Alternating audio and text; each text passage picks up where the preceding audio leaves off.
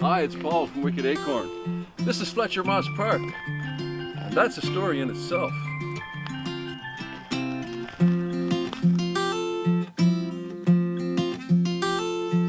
But today, we're here to talk about my hat. Now, you may have noticed that I am a fashion icon. If you want to follow my fashion trends, you can get one of these Manchester Beat t-shirts on our website. I'll leave a link in the description. There have been some really odd fashion trends over the years, but the most enduring one, and probably the very first fashion accessory, was the feather. I've got a few feathers in my hat. It's not just fashion, though. They're like little memory tokens. This feather came from a bald eagle at Gauntlet Birds of Prey in Knutsford. We also have some funny t-shirts with Manchester sayings on them from that visit. That's a secretary bird.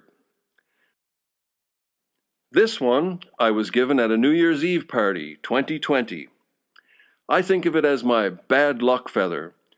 You'll remember that was the year that wasn't.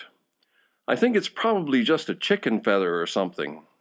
Who doesn't like a feather in their hat? It's macaroni. They can do amazing things with feathers these days. They bleach them and dye them, make them all frilly. Making these plain old chicken feathers into something fancy like this came about because back in the Victorian era, it was becoming a real problem. Well, at least for the birds. You see, at the end of the 19th century, bird feathers in hats were all the rage. Not just feathers, but wings and whole birds, often several at a time. The global feather trade at the time was worth over £200 million, and in 1 year it's thought to have resulted in the death of around 5 million birds. Today, feathers for women's hats is a completely forgotten business, but back in the late 19th and early 20th century, London was, in the words of one American zoologist, the mecca of the bird killers of the world, a place where huge shipments of exotic feathers from all corners of the empire were brought to milliners in the city. It became known as murderous millenary. Now that's a word you don't hear too often. I had to check the definition of millenary. It's one of those words I just sort of glazed over on. I knew it had something to do with fashion, probably hats. It's one of those words we don't use in North America, like haberdashery. We don't use them. I know what it means, but it's become an arcane, archaic word. In North America, we don't make hats or clothing anymore, so you certainly don't need a word to describe it. Hundreds of birds make their home here in Fletcher Moss Park. Millions more around the world have a home, and indeed many of them owe their very lives to a tea party that happened here at the Croft in 1889.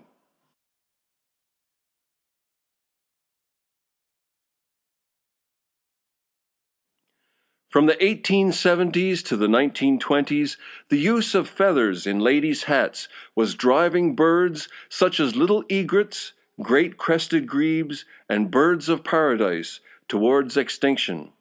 61 species were at risk of extinction from the plumage trade. The beginning of the end of the murderous millenary trade began here at the Croft.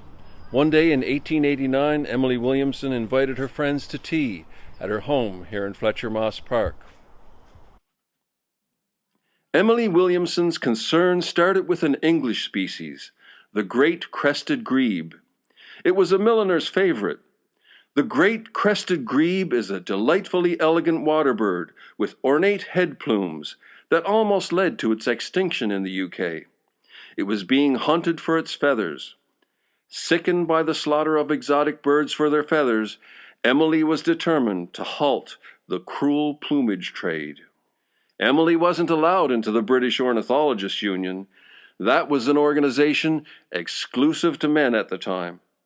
She wanted to set up something where women could play their part in trying to save the birds from extinction. Appalled by the slaughter, the then 34-year-old invited a group of women to her home in Didsbury on the outskirts of Manchester to discuss How to Put a Stop to the Plumage Trade. At her tea party that day, she asked those who had assembled to sign a pledge to wear no feathers, a request which would have proved very unpopular at the time. Supporters across the country wrote letters to women wearing feather hats, spoke to shopkeepers that stocked them, and sought influence with prominent figures, from politicians to the royal family. Queen Victoria prohibited the wearing of osprey plumes by the military. That's how the Society for the Protection of Birds, the RSPB, was born. In 1904, the Society was awarded a royal charter, making it the Royal Society for the Protection of Birds. Emily's Wear No Feathers pledge snowballed. It triumphed with the Plumage Act of 1921, banning the import of exotic feathers. Countless bird species were saved from extinction, and the RSPB evolved into the powerful lobbying force that it is today. But the fight isn't over yet. In the UK, 15% of all our species are at risk of extinction, and 1 million worldwide.